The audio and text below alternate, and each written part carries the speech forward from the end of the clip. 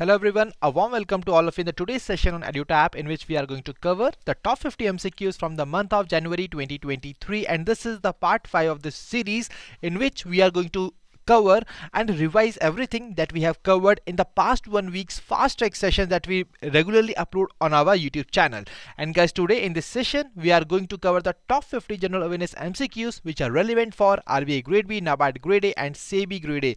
And guys, with this session once again I am back in order to challenge you with my top 50 MCQs, and let's see that who will be able to answer the most of the questions in this particular session. But before starting the session guys, there is a very important announcement for all of you that we at EduTap are providing the comprehensive guidebooks for RBI Grade B, NABARD Grade A and SEBI Grade A exam aspirants. And guys, now you must be thinking that what exactly this guidebook is all about. See guys, these guidebooks provides you the definitive answers to all your queries which pops up in the aspirant's mind.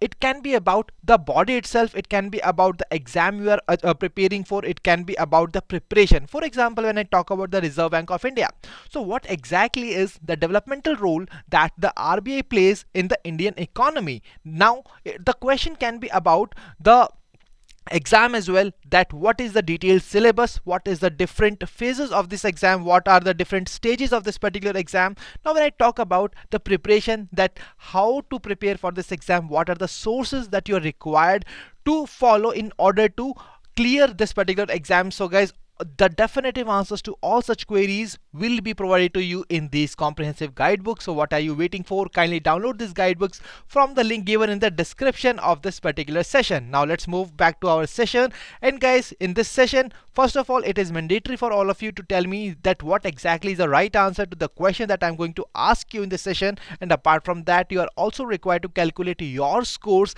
in this session, and at the end of the session you are required to tell me that what exactly the score that you got out of 50 in this particular session. So without wasting any more time, let's start the session with the very first question, which is here on the screen. So guys, the very first question is, Vikram credit card has been recently launched for the soldiers, and you are required to tell me the name of the company which has come up with this kind of initiative of launching this name Vikram credit card, which is dedicated to the Indian soldiers. So guys, please tell me what is the right answer to this question. So here the options are SBI Cards, HDFC Bank, Bank of India, Bank of Baroda, Financial Solutions Limited, Punjab National Bank. See guys, these are the kind of banking awareness questions that are being asked in the exam, and that is why you are really required to be prepared to solve such kind of MCQs in the exam as well. So now when I talk about the right answer is option D, that is Bank of Baroda Financial Solutions Limited, which is a subsidiary of the Bank of Baroda. And guys, the Bank of Baroda is basically being headed by Mr. Sanjeev Chadha ji. ठीक है जी. So this is basically the very first question. Now let's move on to the next question.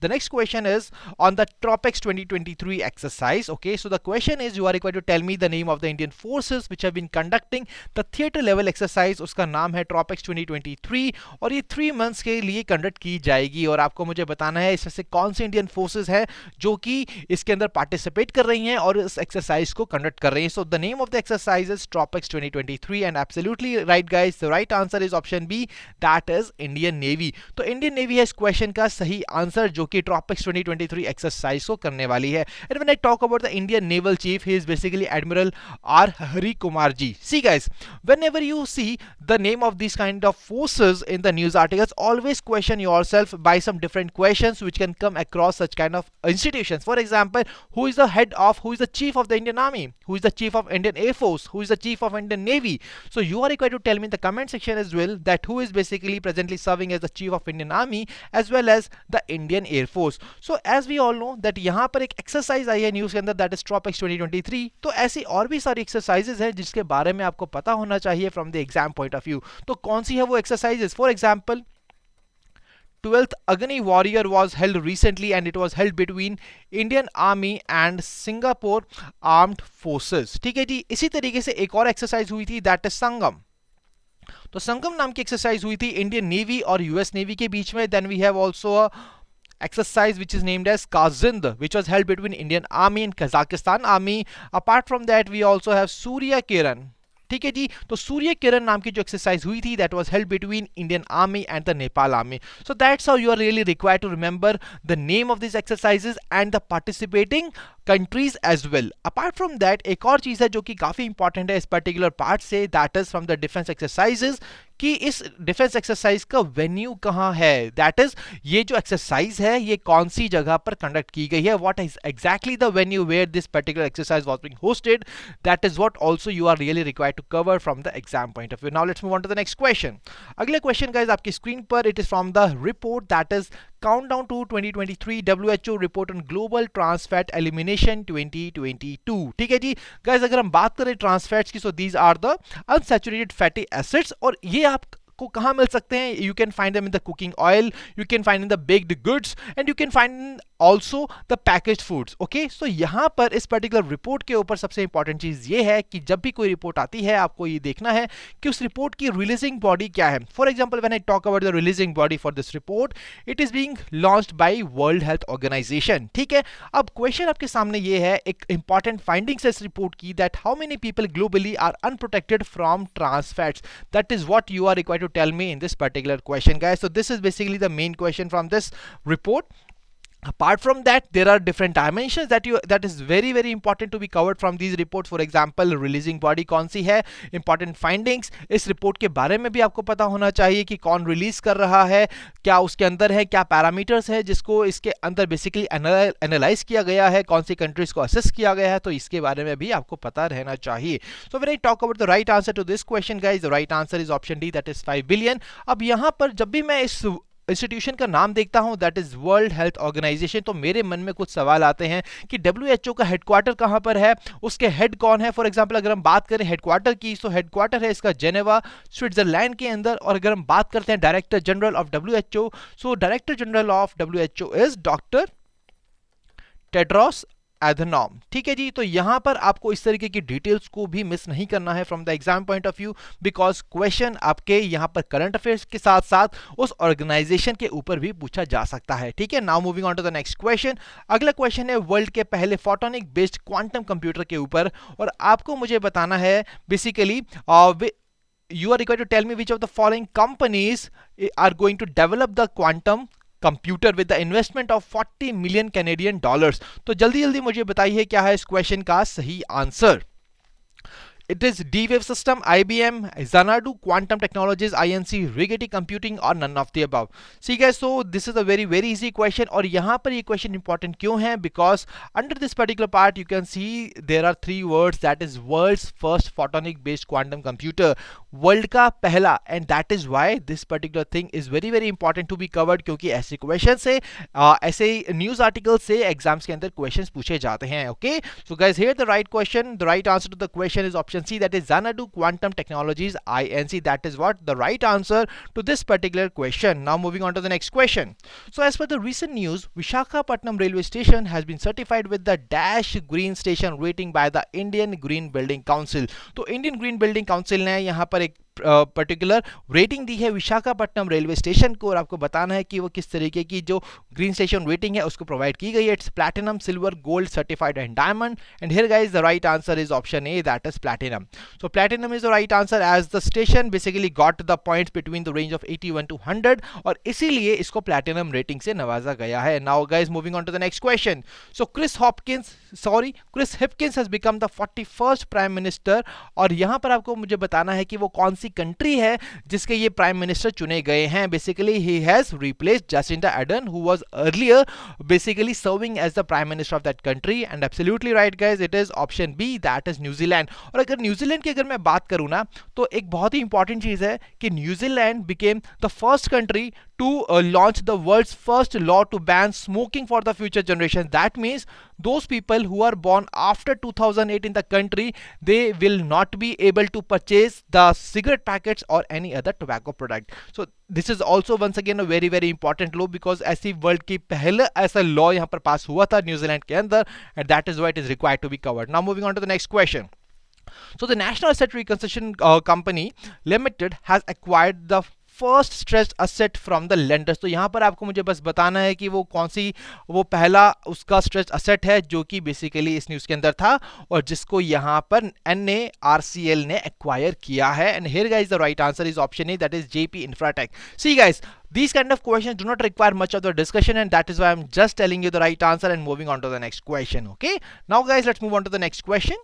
So अगला question आपकी screen पर है and the question is IIT Madras incubated company has developed indigenous mobile operating system। और mobile operating system का नाम क्या है ये आपको बताना है। सी, जब भी ऐसी कोई नई अचीवमेंट यहाँ पर हासिल की जाती है तो और ऐसा कोई नई चीज क्रिएट की जाती है तो यहाँ पर सबसे ज्यादा इंपॉर्टेंट रहता है उसका नाम आपको पता होना चाहिए और किसने उसको डेवलप किया है ये भी आपको पता होना चाहिए। ठीक है जी, तो ये IIT मद्रास इंक्यूबेटेड कंपनी है जिसने डेवलप किया है और आपको बताना है कि बेसिकली इस ऑपरेटिंग सिस्टम का नाम क्या रखा गया है। And absolutely right guys, it is option B, that is B for Bhar OS। ठीक है जी, तो this is the right answer guys. Let's move on to the next question. अगला क्वेश्चन आपकी स्क्रीन पर and once again you are required to identify the name of the company जिसने कि introduce किया है ग्राउंड ब्रेकिंग इनिशिएटिव। उस initiative का नाम है Samadhan, which is the one stop solution centre for oil palm farmers. ठीक है जी, तो अपने ऑयल पाम बिजनेस के अंदर उन्होंने इस समाधान नाम के इनिशिएटिव को लॉन्च किया है और आपको बताना है उस कंपनी का नाम जिसने इस इनिशिएटिव को लॉन्च किया है। ठीक है जी, so here guys the options are Adani Wilmar, Tata consumer products, Godrej Agrovet limited, HUL Dabur and absolutely the right answer is option C, that is Godrej Agrovet limited. और अगर मैं बता दूं यहां पर आपको एक सबसे इंपॉर्टेंट चीज, see under the National Mission on Edible Oils, see national mission on edible oils, ministry of agriculture and farmer welfare ने यहां पर एक टारगेट सेट किया है to cultivate 10 lakh hectares of oil palm by year 2027, and this is once again a very important thing that you must remember from the exam point of view. ठीक है जी, a very important point that you must remember from the exam point of view. Now let's move on to the next question. अगला question आपकी screen पर है और once again a question is from the very important thing, that is world's first intranasal कोविड-19 vaccine जिसका नाम है इनोवैक, जो कि रिसेंटली डेवलप की गई है। और आपको वंस अगेन बताना है कि इसको किसने डेवलप किया है। As I already told you कि जब भी ऐसी कोई नई चीज होती है तो आपको जानना चाहिए कि उसको डेवलप किसने किया है और उसका नाम क्या है। तो यहाँ पर बात हो रही है वर्ल्ड की पहली इंटरनेशनल कोविड-19 वैक्सीन की जिसका नाम है इनोवैक। अगर हम बात करें कि उसको डेवलप किसने किया है, it has been developed jointly by Bharat Biotech and Biotechnology Industry Research Assistance Council, that is BIRAC. Okay, so this is the right answer. Now the next question. अगले question है guys once again on a defense exercise, that is Veer guardian 2023 और आपको बताना है कि ये basically India और कौन सी कंट्री है जिसके बीच में ये हुई है। Let me give you a small hint that the name of the prime minister of that country is Fumio Kishida. Now I think that life is easier for you to answer this question. Absolutely it is option C, that is Japan. तो Japan is the right answer. अगर हम बात करते हैं कि इस exercise को कहां पर कंडक्ट किया गया है, it was basically in Hyakuri air base which is in Japan. So that is what the right answer to this question. Now let's move on to the next question. So once again guys, you are required to tell me the name of the entity here who has launched निधि आपके निकट 2.0 which is a district outreach program. तो यहाँ पर हम आपको बता दें कि इस पर्टिकुलर प्रोग्राम के जरिए ये जो ऑर्गेनाइजेशन है अपनी प्रेजेंस को 685 डिस्ट्रिक्ट्स, कंट्री के 685 डिस्ट्रिक्ट्स में यहाँ पर प्रेजेंस अपनी मेंटेन करना चाहती है, अपनी प्रेजेंस फील कराना चाहती है और उसके लिए उन्होंने यहाँ पर एक नया इनिशिएटिव लॉन्च किया है जिसका नाम है निधि आपके निकट 2.0 और उस ऑर्गेनाइजेशन का नाम जिसने इसको लॉन्च किया है that is option A, EPFO, that is employees provident fund organisation. ठीक है, so this is basically launch to strengthen the relationship between the organisation that is the EPFO as well as its stakeholders which are the beneficiaries of this particular organisation. Now guys, I hope this is clear to all of you. Now moving on to the next question. So यहां पर आपको मुझे बताना है India के उस premiere R&D institute का नाम जिसने कि एक MOU साइन किया है सीमेंस हेल्थ इंजीनियर्स के साथ मिलकर. अब उसका एम क्या है? See, I always tell you that whenever there is a MOU in the news उसकी दो चीजें काफी इंपॉर्टेंट है. फर्स्ट वन इज वो पार्टीज जिसके बीच में ये MOU साइन हुआ है और दूसरी चीज है उस MOU का एम क्या है, ठीक है। तो अगर हम बात करते हैं पार्टी की, तो एक पार्टी का नाम दिया गया है दैट इज सीमेंस हेल्थिनियर्स, और दूसरी पार्टी का नाम आपको बताना है क्या है इस क्वेश्चन का सही आंसर। अगर हम बात करते हैं एम की, तो एम उसका क्या है, जिससे कि हम low cost magnetic resonance imaging technology को अवेलेबल करा सके इंडिया के अंदर, that is why this particular MOU has been signed. और अगर हम बात करें इस क्वेश्चन के आंसर की, it is option B that is Sameer. So Sameer stands for society for applied microwave electronics engineering and research, that is what the right answer. Now the next question. So once again guys, here this is a news article from the memorandum of understanding, and once again you are required to identify one of the party which is basically mentioned as a blank, and you are required to fill this blank with the appropriate answer. See guys, when I talk about this particular question, this MOU has been signed by this organization with the Banas Dairy, which is once again world की one of the largest dairy manufacturer है। और अगर हम बात करें, उन्होंने ये MOU sign किया है नेशनल डेयरी डेवलपमेंट बोर्ड के साथ, जिससे कि हम काउ डंग का इस्तेमाल कर सकते हैं सीएनजी कार्स को पावर करने के लिए। Once again a very very unique kind of achievement that they have basically they are trying to target and achieve. And when I talk about the right answer is option D that is Maruti Suzuki. तो यहां से आपको basically idea हो गया होगा। अगर हम cars की बात कर रहे हैं तो बेसिकली डेफिनेटली कोई ना कोई ऐसी ऑर्गेनाइजेशन होगी which is involve in the manufacturing of cars. Okay, now the next question. So here guys you are required to tell me the name of the country which has launched domestic card scheme that is Afrigo to boost the cashless economy. So let me tell you here that this is a domestic card scheme जिसका नाम है Afrigo, जिसको launch किया है एक country ने। और यहाँ पर उसका अगर हम बात करें एम क्या है, to boost the cashless economy, और उसके अलावा जो हमारी फॉरेन ट्रांजैक्शन फीस है उसको भी यहाँ पर वो एलिमिनेट करना चाहते हैं। That is why this particular Afrigo नाम की डोमेस्टिक कार्ड स्कीम को उन्होंने लॉन्च किया है। And let me give you a small hint about this particular country that when I talk about the capital of that particular country, it is Abuja. ठीक है जी, तो अबुजा उस particular country के कैपिटल का नाम है। और अगर हम बात करें उसकी करेंसी की, इट्स करेंसी इज नायरा। तो now I think that it is very easy for you to answer this question, that is option B Nigeria, that is the right answer. Now the next question. So guys यहाँ पर आप सभी जानते हैं कि FIH men's hockey world cup 2023 recently Odisha के अंदर हुआ था। और यहाँ पर अगर हम बात करते हैं फाइनल्स की, तो यहाँ पर फाइनल भी हो चुका है और आपको मुझे बताना है कि वो कौन सी कंट्री है जिसने कि इस पर्टिकुलर इवेंट में जीत हासिल की है, the country which has won this particular tournament. ठीक है जी, so here the options are India, Belgium, Netherlands, Germany and Australia.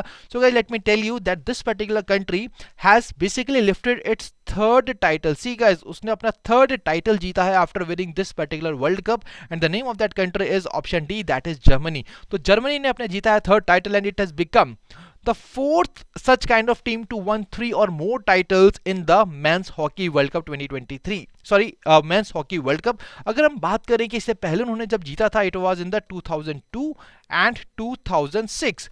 और अगर हम बात करूं मैं इसी तरीके से जैसे मैंने बताया आपको that it has become the fourth team to win 3 or more titles, तो ऐसी कौन सी कंट्री है जिसने maximum number of world cup titles जीते हैं when I talk about the hockey world cup, and the name of that country is Pakistan. और अगर हम बात करें कि उसने कितने वर्ल्ड कप जीते हैं, so it has won basically 4 world cups till now. Okay, so I hope that this is clear to all of you. अब यहाँ पर एक और चीज इंपॉर्टेंट है, आप सभी एक्साइटेड होंगे जानने के लिए कि इंडिया की पोजीशन इस वर्ल्ड कप में क्या थी। So basically India finished on 9th position in the FIH men's hockey world cup 2023। Now the next question. So Novak Djokovic has defeated dash in the finals of the Australian open 2023.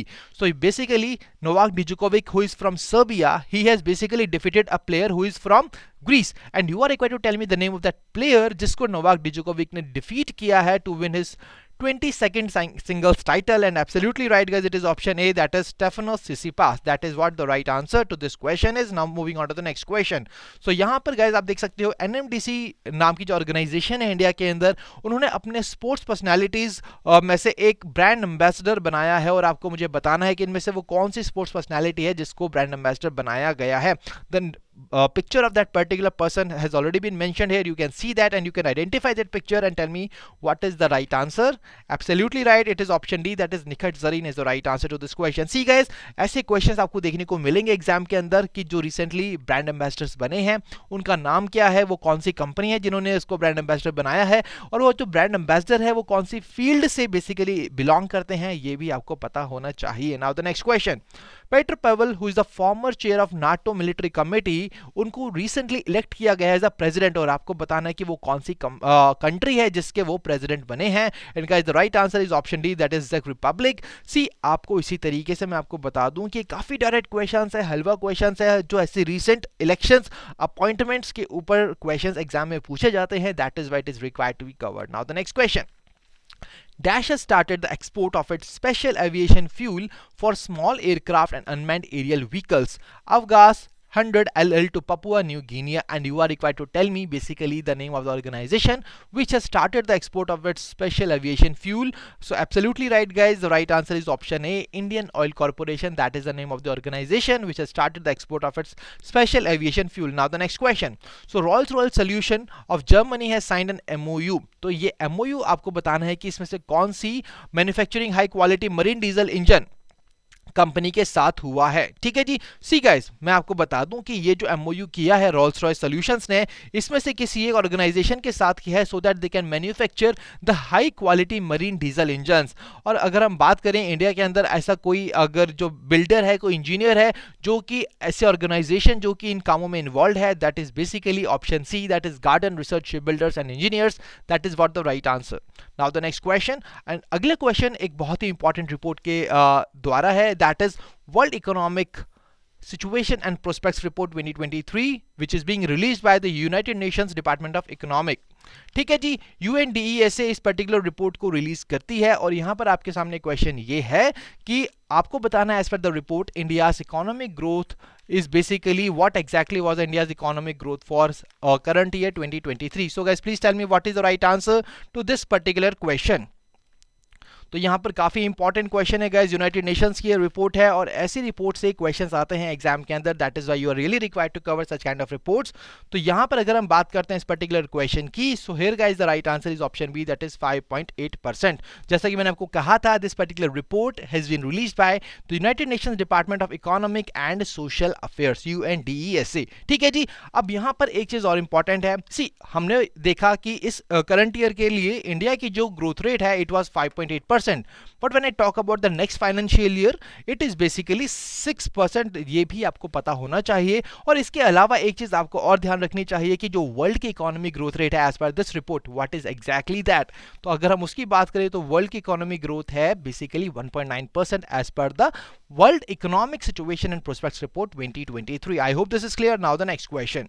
So as per the statistics maintained by the Future Industry Association, National Stock Exchange of India has emerged as the dash largest exchange in the world in the equity segment by the number of trades. तो basically आपको बताना है कि NSE की क्या position थी इसके अंदर, and guys basically when I talk about the position of NSE in this list, it was third. और यहां पर एक और इंपॉर्टेंट चीज है जो आपको पता होनी चाहिए, that NSE has maintained its position as the world's largest derivative exchange in year 2022। That is once again a very very important achievement for the National Stock Exchange. Now guys, moving on to the next question.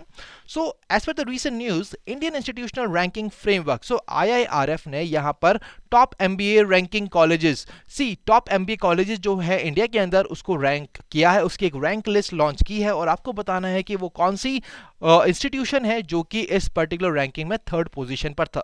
तो let me tell you that on the first position it was IIM Ahmedabad. ठीक है जी, IIM Ahmedabad was on the first position, it was followed by IIM Bengaluru on the second position, and when I talk about the IIM which was on the fourth position, it was IIM Lucknow. अब अगर हम बात करते हैं अपने उस IIM की जो कि थर्ड पोजीशन पर था, it was IIM Kolkata, that is what the right answer is। Now the next question। So guys, अगला क्वेश्चन मैं यहाँ पर स्टार मार्क कर रहा हूँ क्योंकि ये क्वेश्चन काफी इंपॉर्टेंट है आप सभी के लिए, and that is basically from the report All India Survey on Higher Education 2020-2021। काफी इंपॉर्टेंट रिपोर्ट है और इस रिपोर्ट को आप डेफिनेटली कॉम्प्रिहेंसिवली कवर कीजिएगा क्योंकि ये बहुत ही ज्यादा इंपॉर्टेंट है from the exam point of view. अगर हम बात करते हैं इस रिपोर्ट की, इस रिपोर्ट को रिलीज करती है मिनिस्ट्री ऑफ एजुकेशन, और यहाँ पर क्वेश्चन आपके सामने ये है that as per this survey student enrolments went dash by dash in 2021 compare to 2019-2020। Basically पहले ब्लैंक की अगर हम बात करें, आपको बताना है कि ये चीज इंक्रीज हुई है या डिक्रीज हुई है, इट हैज गॉन अप और down, and the second blank you are required to tell me the percentage तो गाइज यहाँ पर एक काफी इंपॉर्टेंट रिपोर्ट है और उसकी इस फाइंडिंग से, काफी इंपॉर्टेंट फाइंडिंग से इस क्वेश्चन को फ्रेम किया गया है और इस रिपोर्ट को मैं और ज्यादा डिटेल में डिस्कस करूंगा, आप चिंता मत कीजिएगा। When I talk about the right answer to this question, it is option C, that is the student enrolment has went up 7.5% in 2020-2021 as compared to the last year, that is 2019-2020। ठीक है जी। तो अगर हम बात करते हैं इस पर्टिकुलर सर्वे की, सबसे पहले this particular survey collects information on the various parameters about the student enrollments, teachers data, infrastructural and financial information about these organizations in India। ठीक है, पहली बार अगर इस सर्वे की बात करी जाए तो first time this survey was being conducted in year 2011। सो ये सब चीजें आपको पता होनी चाहिए from the exam point of view. अगर हम बात करते हैं total enrolments in the higher education, so it has basically increased from 38.5 million in 2019-2020 to 41.4 million this year. Apart from that, अगर हम बात करें 2014-15 से, 2014-15 से अगर हम कंपेयर करते हैं एनरोलमेंट, तो 72 लाख एनरोलमेंट्स इंक्रीज हुए हैं, that is basically 21%। See guys, so these are the basically the important details that you must remember from the exam point of view। उसके अलावा भी कुछ ऐसी डिटेल्स हैं जो आपको कवर करनी चाहिए about this particular report from the exam point of view। Okay, let's move on to the next question। So अगला क्वेश्चन आपकी स्क्रीन पर है, which is a very halwa question। The question is on the National Martyrs Day, which is observed in India। When I talk about the National Martyrs Day, guys, it is basically celebrated to commemorate the death of the father of a nation, that is Mahatma Gandhi ji, who was assassinated on the same day in year 1948। ठीक है, तो अगर हम बात करते हैं इस particular question के, आपको बताना है कि किस डेट को नेशनल मार्टियर्स डे हम सेलिब्रेट करते हैं, तो that particular day is basically 30th January, that is the right answer. Now the next question. So India ने अपना recently first women under 19 T20 world cup 2023 को जीता है और आपको बताना है कि कौन सी वो कंट्री है जिसको उन्होंने हराया था in order to win this particular world cup. See guys, we all know that 2007 के अंदर inaugural mains T20 world cup हुआ था, जिसके अंदर इंडिया ने पाकिस्तान को बीट किया था। एंड इसी तरीके से अगर हम बात करते हैं inaugural under 19 T20 world cup 2023 which is being taken for first time for the women's, and guys उसमें इंडिया ने जीत हासिल की है under the captaincy of Shefali Verma, who is from Haryana। And when I talk about the right answer to this question, the name of the country who was defeated, it was option E, that is E for England। That is the right answer to this particular question। और यहाँ पर एक और चीज आपको जाननी चाहिए कि ये जो हमारा वर्ल्ड कप है, it was basically hosted in South Africa. ठीक है जी, I hope this is clear. Now move on to the next question। So here guys, you are required to tell me the name of the company which has showcased India's first of its kind drone with a parachute integrated system। वो पहला ऐसा drone India का जिसमें parachute integrated system है और उसको यहाँ पर शोकेस किया गया है। The name of that particular organisation which is released is Eminent Air Private Limited. That is what the right answer is. Now moving on to the next question. So as per the recent news, dash has appointed Ian Schumacher as the new CEO। So guys, when I talk about the right answer, it is option A, that is Unilever। See guys, these are kind of questions from the recent appointment, they are really very important to be covered। और इस तरीके के questions में ज़्यादा discussions की कोई need है नहीं, that is why I'm just telling you the right answer and moving on to the next question। ठीक है जी। So but आप सभी से गुजारिश है कि आप सही आंसर अपने कमेंट सेक्शन के अंदर मुझे बताते रहिए। And now let's move on to the next question. So अगला क्वेश्चन फिर से आता है एक ब्रांड एम्बेसडर के ऊपर। तो इस बार स्पोर्ट्स ब्रांड प्यूमा इंडिया ने यहाँ पर इसमें से एक पर्सनालिटी को अपना ब्रांड एम्बेसडर डिक्लेयर किया है। The picture of that particular person is here. She is basically the Indian women cricket team captain. The name of that person is Harmanpreet Kaur, who has been recently declared as the brand ambassador of sports brand Puma India। Now moving on to the next question। So अगला question guys आपकी screen पर है। We all know that on the Republic Day parade there are some tableaux which are being showcased by the Indian states। और आपको बताना है कि इस साल वो कौन सी स्टेट का ये यूटी का टैब्लो है which has been just as the best state and UT tableau by a panel of the judges।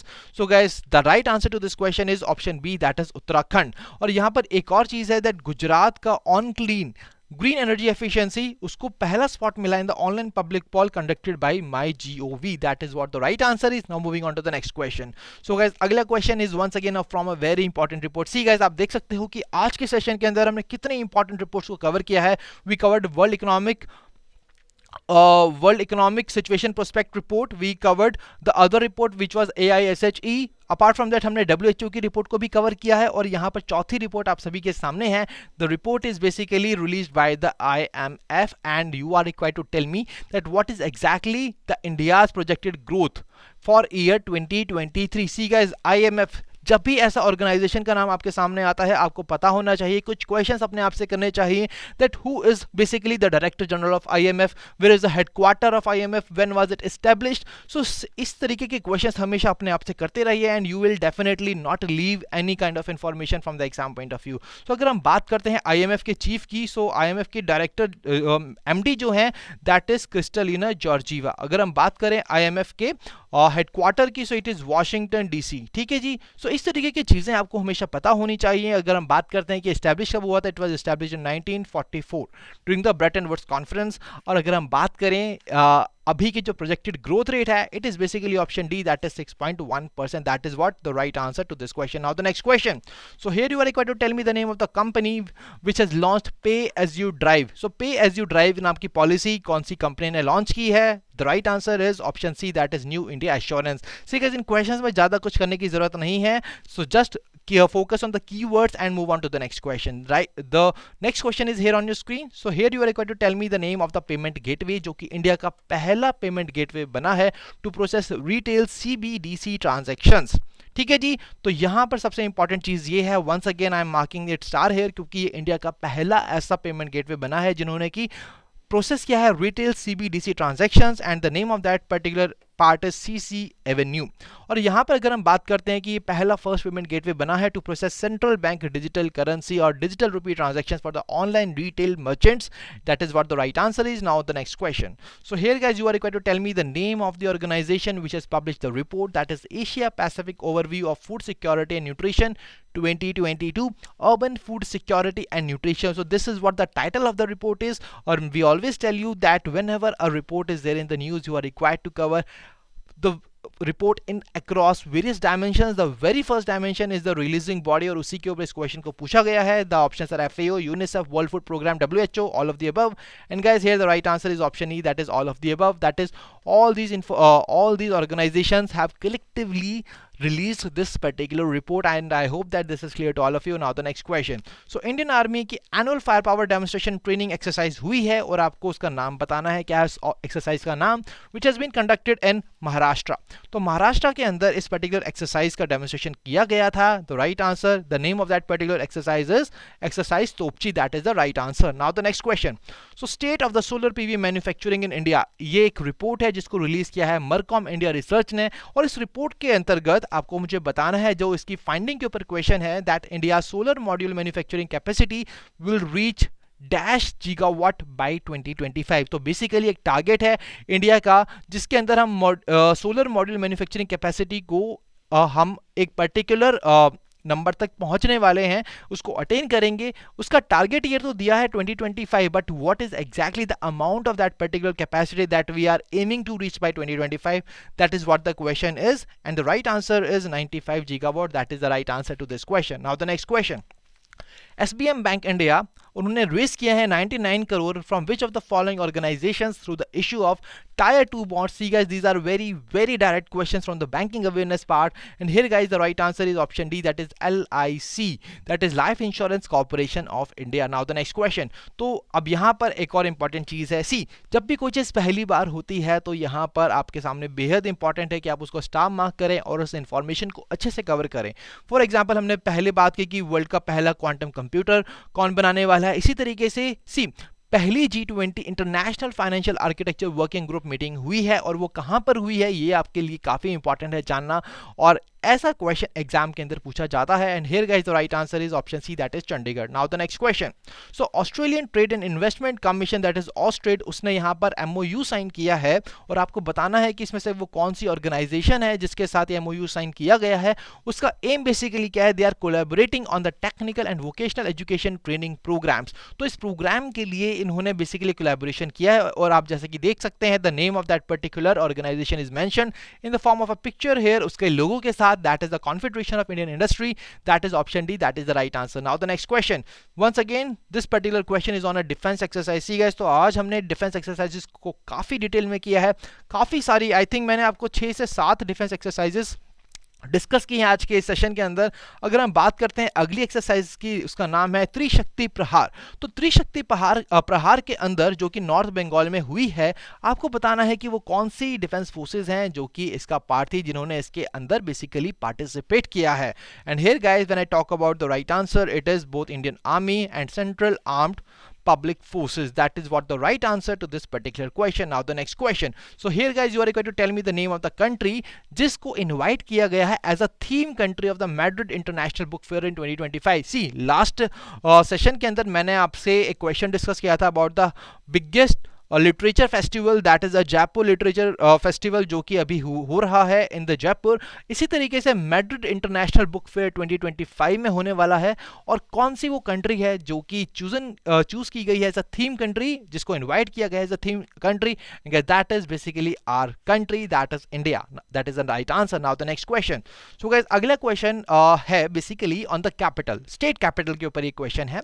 The question is, आपको बताना है कि आंध्र प्रदेश गवर्नमेंट ने रिसेंटली इनमें से एक प्लेस को अपना नया कैपिटल डिक्लेयर किया है, और आपको बताना है कि वो कौन सी जगह है जिसको बेसिकली डिक्लेयर किया गया है एज अ नया capital. And guys, here the right answer is option C, that is Visakhapatnam. See guys, let me give you some additional information here that 2013-14 के अंदर जब डिवीजन हुआ आंध्र प्रदेश का इन आंध्र प्रदेश एंड तेलंगाना, उस टाइम पे जो आंध्र प्रदेश की कैपिटल थी दैट इज हैदराबाद, वो चली गई हमारी तेलंगाना के पास. ठीक है, तो उस टाइम पे जो आंध्र प्रदेश के सीएम थे, उन्होंने अनाउंस किया that Amaravati will be our new capital. But अब रिसेंटली उन्होंने यहाँ पर डिक्लेयर किया है दैट विशाखापट्टनम पे हम शिफ्ट कर रहे हैं अपने कैपिटल को, and the new capital of Andhra Pradesh will be Visakhapatnam. I hope this is clear to all of you. Now move on to the next question. So guys, अगला क्वेश्चन है आरोहिणी इनिशिएटिव ट्रेनिंग प्रोग्राम के ऊपर, which has been launched for the safety and security of girls in 746 Kasturba Gandhi residential girls school. और आपको बताना है कि वो कौन सी स्टेट है जिसने की बेसिकली इसको लॉन्च किया है. So guys, let me tell you here that Samagra Shiksha initiative will now work under this Arohini initiative training program. And when I talk about the name of that particular state which has come up with this initiative, that is option B, Uttar Pradesh. That is the right answer. Now the next question. So guys, अगला question आपकी screen पर है, that is the Nagaland government ने एक MOU sign किया है, और आपको बताना है उस कंपनी का नाम, उसको आपको आइडेंटिफाई करना है उस कंपनी का नाम जिसके साथ ये MOU साइन किया है नागालैंड गवर्नमेंट ने for the development and area expansion under palm oil cultivation and processing. And here guys, when I talk about the right answer, the right answer is Patanjali Foods Limited. So that is what the right answer to this particular question is. ठीक है जी, so ये है इस particular question का सही answer. See guys, तो ये इस पर्टिकुलर क्वेश्चन का सही आंसर था. अब हम बढ़ते हैं अपने अगले क्वेश्चन की तरफ, which is here on the screen, which is on the 17th data privacy day. तो 17th डेटा प्राइवेसी डे कौन सी डेट को मनाया गया था, that is what the question is. The right answer is 28th of January. Very direct question guys, there is no need of discussion in this. Now the next question. So अगला question आपको मुझे बताना है the name of the company which will be the title sponsor of the ABBFIA Formula E World Championship. See guys, let me tell you here that this championship will be hosted by Hyderabad. ठीक है, तो हैदराबाद इसको host करने वाला है. और अगर हम बात करते हैं उस कंपनी का नाम जो कि टाइटल स्पॉन्सर होगी इस इवेंट की, that is option D, that is Greenko. Now moving on to the next question. अगला क्वेश्चन आपकी स्क्रीन पर, third edition of Interpol young global police leaders programme, ये रिसेंटली हुआ था न्यू दिल्ली के अंदर. ऐसा कभी भी कोई इंटरनेशनल लेवल का प्रोग्राम होता है तो उसके बारे में चीज़ें आती हैं और काफ़ी न्यूज़ के अंदर रहता है. That is why questions are being asked from such kind of things. अब क्वेश्चन आपके सामने ये है कि इसमें से किस ऑर्गेनाइजेशन ने या फोर्स ने इस पर्टिकुलर प्रोग्राम को बेसिकली ऑर्गेनाइज किया था. इस ऐसी लेवल की जब कॉन्फ्रेंसेस होती हैं तो उसको कौन ऑर्गेनाइज कर रहा है, ऑर्गेनाइजिंग बॉडी भी इंपॉर्टेंट हो जाती है. And here guys, when I talk about the right answer, it is option E, that is central bureau of investigation. अब सी गाइस, इंटरपोल अगर यहाँ पर आ गया है, let me tell you here that 2018-2019 के अंदर जब RBI Grade B का फेज 1 एग्जाम हुआ था तो वहां पर इंटरपोल का हेडक्वार्टर पूछा गया था. तो can you tell me the right answer in the comment section. So guys, Interpol के अगर हेडक्वार्टर की बात करें, it is in Lyon, France. ठीक है जी, so this is the right answer to this question. Let's move on to the next question. So guys, recently Indian coast guard ने अपना 47th रेजिंग डे सेलिब्रेट किया है. You are just required to tell me the name of the date. You are just required to tell me the date on which this particular day was being celebrated. Let me tell you that at present the Director General of the Indian coast guard is V S. Pathania ji, ठीक है जी। तो ये आपको पता होना चाहिए from the exam point of view. And when I talk about the date on which this particular thing was held, it was held on 1st of February. That is the right answer. Now let's move on to the last question of our today's session, which is here on the screen, guys. And the question is, Electronics and Radar Development Establishment has developed an unfurlable antenna for the space radar. और आपको ये बताना है that this LRDE works under which of the following organization. इसमें से कौन सी organization के under ये LRDE, that is Electronics and Radar Development Establishment, काम करती है. A very easy question. और यहाँ पर अगर हम बात करते हैं इस क्वेश्चन के सही आंसर की, that is option A, DRDO. So DRDO is the right answer, guys. And now that was the last question of the today's session. And now this is the time that you are required to tell me your score out of 50 in this particular session. आपका कितना score है मुझे बताइए. And all the people who will be scoring more than 40 marks in this particular session, I am going to quote your names in the next section. Okay, so you will be the top performers in the next session and you will be the golden achievers of the next session. So let me see that who will score 40 plus marks in this particular session. ठीक है, please let me know in the comment section below. And guys, if you're still new to our YouTube channel, kindly subscribe it and press the bell icon to receive all the latest updates of the courses and videos offered by us. And you can also join our Telegram channel to get the access to the PDF of these sessions which we are basically conducting on the YouTube. Okay, तो उसके लिए Telegram का channel हमारा join कीजिएगा. अगर इसके अलावा आपको इस सेशन से रिलेटेड कोई क्वेरी है तो आप उसको कमेंट सेक्शन के अंदर डाल सकते हैं. And you can also share your queries on hello@edutab.co.in and you can also call us at 8146207241. And guys, if you have liked this session, do not forget to comment in the comment section, and apart from that, do not forget to share it with your other fellow aspirant friends so that they can also get the most out of these sessions. I will be meeting in the next session. Till then, stay happy, stay healthy. Wish you all happy learning.